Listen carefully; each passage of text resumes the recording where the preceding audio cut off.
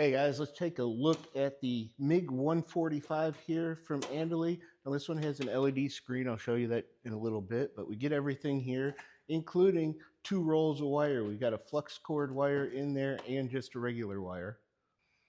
We've got our adapter here if you're going from the welder plug to 110. We've got a really nice gas hose on here, nice connectors on that if you're going to run gas MiG.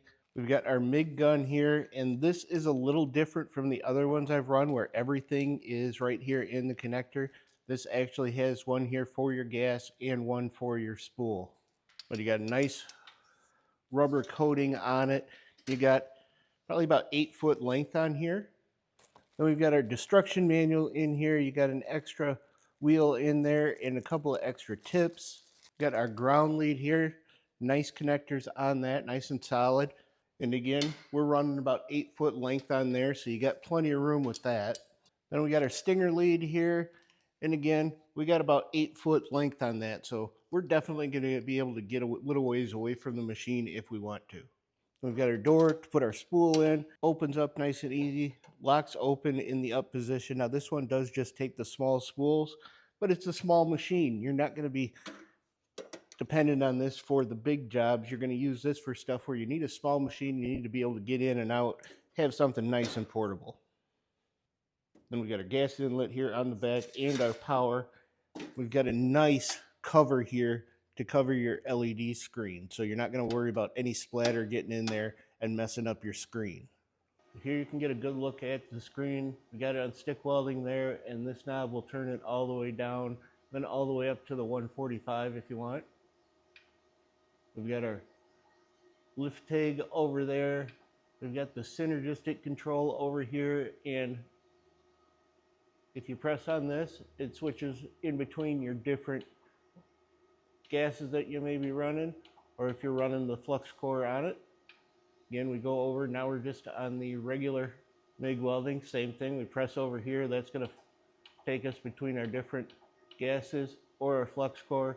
We're back to stick welding. So I'm going to get this set up, do a little stick welding, then I'll get the spool in there and we'll do some synergistic with the MIG welding here and the flux cord wire. All right, we got it set up here. Get my glove on, turn it on, do a little bit of welding here.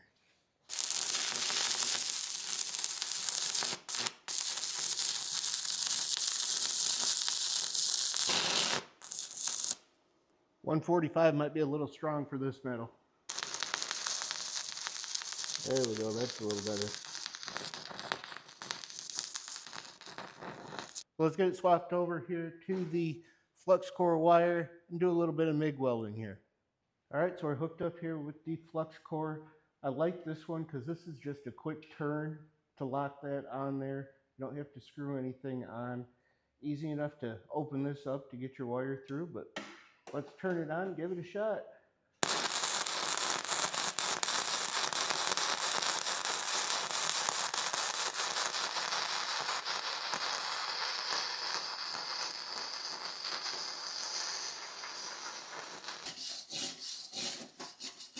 There we've got our bead from the stick welding. You see I got a little bit hot on there.